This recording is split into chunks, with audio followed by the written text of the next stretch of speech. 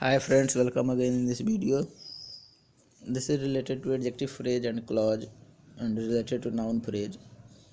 So the heading is miscellaneous examples of noun phrase. Noun phrase में जितने structures पढ़ाए गए थे उन सब में से कहीं ना कहीं मिला करके कुछ ऐसे एग्जाम्पल्स दिया गया है कि जिसमें सब चीज़ों का रिवीजन होना चाहिए. सो देखिए फर्स्ट सेंटेंस में क्या लिखा है. नाउन फ्रेज में एक बार रिकॉल करा दें आपको, उस वीडियो में भी जाके देख लीजिएगा.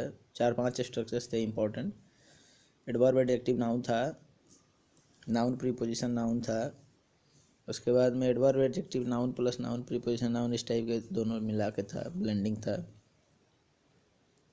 नेक्स्ट था एडजेक्टिव नाउन एडजेक्टिव फ्रेज था, एडजेक्टिव नाउन एडजेक्टिव क्लॉज था. तो उसमें से लगभग दिया गया है, मेरे ख्याल से आ जाना चाहिए सब कुछ उसमें. देखिए फर्स्ट नंबर सेंटेंस में क्या कर रहा है. Extremely beautiful girls. Extremely adverb है, ब्यूटीफुल नाउन है, सॉरी एडजेक्टिव है और गर्ल्स नाउन है. तो पहला स्ट्रक्चर इसमें काम कर गया कि एडवर्ब एडजेक्टिव नाउन. ये है एडवर्ब, ये है एडजेक्टिव, ये है नाउन. Adverb adjective noun. तो वहाँ तक की मीनिंग बताए थे कि सीधे सीधे आप चलिएगा 1 2 3 से. मीन्स एक नंबर पे एडवर्ब हो, दूसरे नंबर पे ब्यूटीफुल हो, थर्ड नंबर पे नाउन हो, तो उतना दूर हम मीनिंग निकालेंगे सीधे सीधे. मीन्स अत्यधिक, एक्सट्रीमली मीन्स अत्यधिक, चाहे अत्यंत. ब्यूटीफुल मीन्स सुंदर, गर्ल्स मीन्स लड़कियाँ, यहाँ तक निकल जाएगा. एब्यूज्ड. अब सेवरल टाइम्स कन्फ्यूजन ये हो जाता है कि एब्यूज्ड V2 है, V3 भी है. तो गर्ल्स और एब्यूज्ड देख के ऐसा लगेगा कि लड़कियों ने गाली दी, अत्यंत सुंदर लड़कियों ने गाली दिया. लेकिन आगे ही पढ़िएगा उसके तो मीनिंग नहीं निकल पाएगा. गाली दिया कुछ गुंडों के द्वारा, ऐसे थोड़ी होता है, कुछ गुंडों के द्वारा गाली दिया नहीं. तो एब्यूज यहाँ V3 हो जाएगा. और बाई प्रीपोजिशन, चूँकि एडजेक्टिव फ्रेज का थियरी लिखाए थे, जाके पिछले वीडियो में देख लीजिएगा अगर याद ना हो तो, कि किसी भी नाउन, जैसे गर्ल्स नाउन है तो नाउन के बाद में अगर V3 प्रीपोजिशन और फिर कोई नाउन या प्रोनाउन दिखाई दे तो वो पार्ट एडजेक्टिव फ्रेज होता है.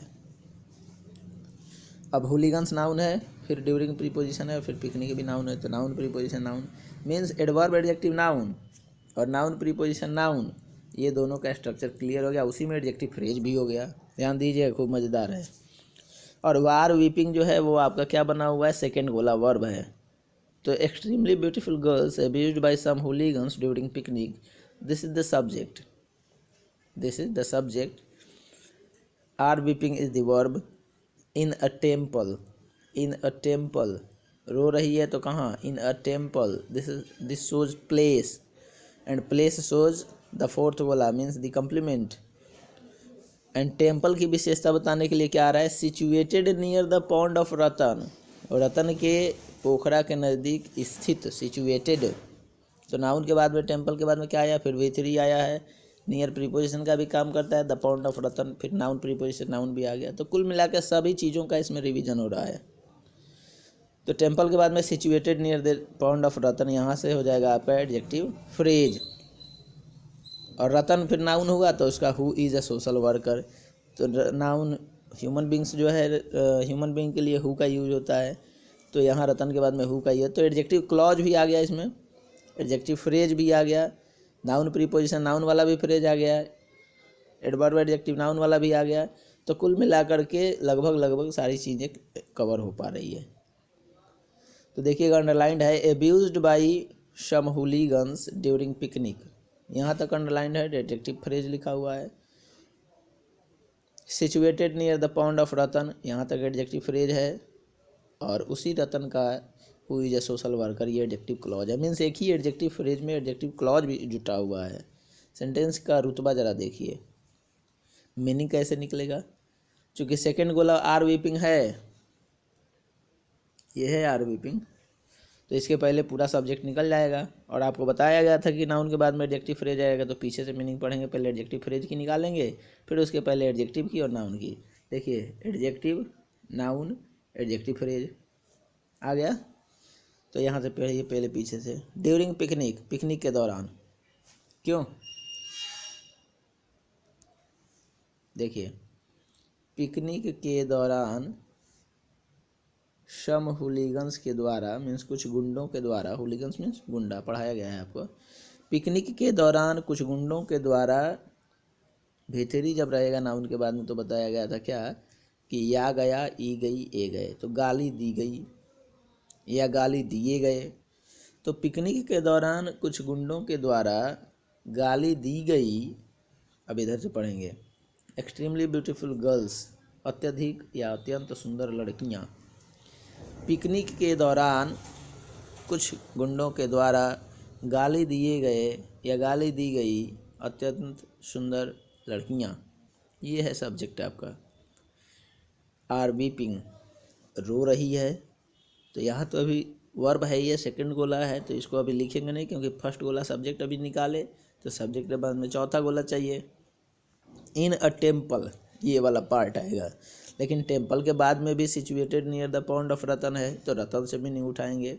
और उसके बाद में एडजेक्टिव क्लॉज है, तो रतन के पहले उस लगाएंगे, उस। तो देखिएगा, हाँ कहाँ गया। पिकनिक के दौरान कुछ गुंडों के द्वारा गाली दिए गए अत्यंत सुंदर लड़कियां, यहाँ आ जाएगा उस रतन के पोखरा के नज़दीक सिचुएटेड, स्थित मंदिर में रो रही है, जो एक सोशल वर्कर है, जो एक सामाजिक प्राणी है, सामाजिक कार्यकर्ता है। मीन्स एडजेक्टिव क्लॉज जो आएगा वो यहाँ तक सेंटेंस ख़त्म कर लेंगे, उसके बाद में बोल देंगे। तो क्या होगा देखिए, पिकनिक के दौरान कुछ गुंडों के द्वारा गाली दिए गए अत्यंत सुंदर लड़कियां उस रतन के पोखरा के नज़दीक स्थित मंदिर में रो रही है, जो एक सामाजिक कार्यकर्ता है। यहाँ हिंदी भी लिखा हुआ है, आप देखिएगा, मिलाइएगा उस चीज़ को, करेक्ट हो पा रहा है कि नहीं। नेक्स्ट सेंटेंस देखते हैं।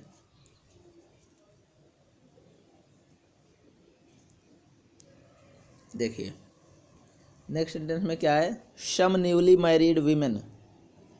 सम adjective, newly married adjective, women noun. तो कह रहा है कि एडजेक्टिव नाउन और फिर एडजेक्टिव फ्रेज। एडजेक्टिव फ्रेज आगे लिखा है, beaten dangerously by the dogs of a rich person.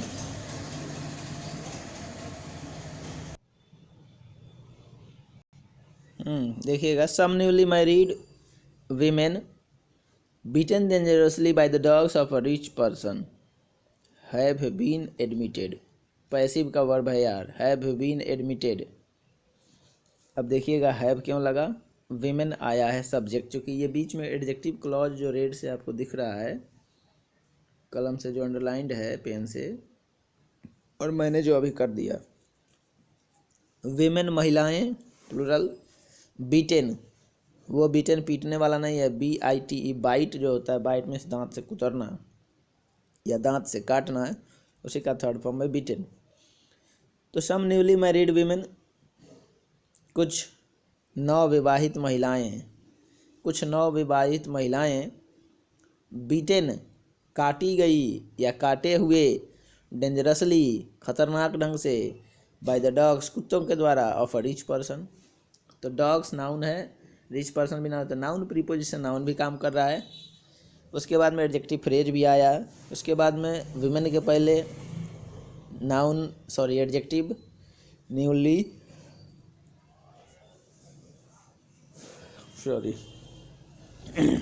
Newly married adjective भी है, सम एडजेक्टिव भी है। तो लगभग सभी जो कंस्ट्रक्शन है वो अपने नाउन फ्रेज पे डिपेंडेंट है। तो मीनिंग निकालेंगे कहाँ से, अ रिच पर्सन से लेकर के। तो अ रिच पर्सन, एक धनी व्यक्ति के कुत्तों के द्वारा, एक धनी व्यक्ति, चूँकि ये प्रीपोजिशन है तो यहाँ से मीनिंग पीछे आएंगे। धनी व्यक्ति के द्वारा, ये धनी व्यक्ति के कुत्तों के द्वारा डेंजरसली बीटेन, खतरनाक ढंग से या खतरनाक ढंग द्वारा काटे गए, खतरनाक ढंग से काटे गए। एक धनी व्यक्ति के कुत्तों के द्वारा खतरनाक ढंग से काटे गए कुछ नवविवाहित महिलाओं को इसलिए बोलेंगे क्योंकि पैसिव है, हैव बीन एडमिटेड, को भर्ती कराया गया है या भर्ती किया गया है। अभी मीनिंग कंफर्म नहीं कर रहे हैं, अभी पहले देखिए। इन अ हॉस्पिटल, तो उस अस्पताल में उस इसलिए बोलेंगे क्योंकि उसके बाद एडजेक्टिव क्लॉज आ रहा है, which has been founded by mister Chaudhary, और फिर उसके बाद में हु आ रहा है एडजेक्टिव क्लॉज। तो एक ही क्लॉज अभी ख़त्म नहीं हुआ, फिर लास्ट में उसी में एक और क्लॉज जोड़ जाए। तो जहाँ जहाँ से क्लॉज जोड़ेगा जिस नाउन के बाद में, जैसे हॉस्पिटल के बाद में विच आया, मिस्टर चौधरी के बाद में हु आया, तो विच के पहले जो नाउन है उस नाउन के पहले उस बोलते हैं हम। तो उस हॉस्पिटल में या उस मिस्टर चौधरी के द्वारा, तब उसके बाद में वो क्लॉज जुटेगा। तो करेक्ट मीनिंग क्या होगी, फिर से दिखाते हैं। देखिए some newly married women beaten dangerously by the dogs of a rich person. यहाँ तक आपका ऑब्जेक्ट बना हुआ है। ऑब्जेक्ट इसलिए है कि हैव बीन एडमिटेड जो है वो पैसिव का फॉर्म है, तो पहले ऑब्जेक्ट आता है। तो इतना बड़ा ऑब्जेक्ट है आपका। तो यहाँ तक की मीनिंग हो जाएगी कि रिच पर्सन, एक धनी व्यक्ति के कुत्तों के द्वारा खतरनाक ढंग से काटे गए कुछ नवविवाहित महिलाएं। अब यहाँ देखिएगा, उस अस्पताल में भर्ती कराया गया है। महिलाओं के बाद में को जोड़ना है। मीन्स एक धनी व्यक्ति के कुत्तों के द्वारा खतरनाक ढंग से काटे गए कुछ नवविवाहित महिलाओं को उस अस्पताल में भर्ती कराया गया है, जो यहाँ आप चलेगा जो has been founded by mister Chaudhary. उस अस्पताल में भर्ती कराया गया है जो उस मिस्टर चौधरी के द्वारा स्थापित किया गया है, जो एक IAS अधिकारी हैं। इस तरह से निकलेगा।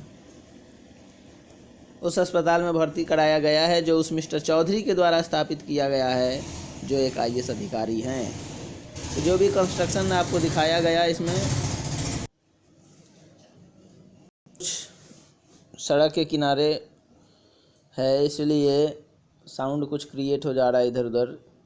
उसके लिए आप परेशान ना होइएगा। जो आवाज़ आ रही है उसको आप इग्नोर करके हमारी बात को सुनने का प्रयास करेंगे आप, राइट।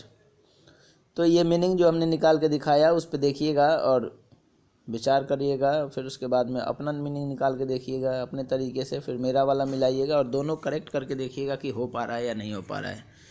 तो सेंटेंस नंबर 3 पे चलते हैं। देखिए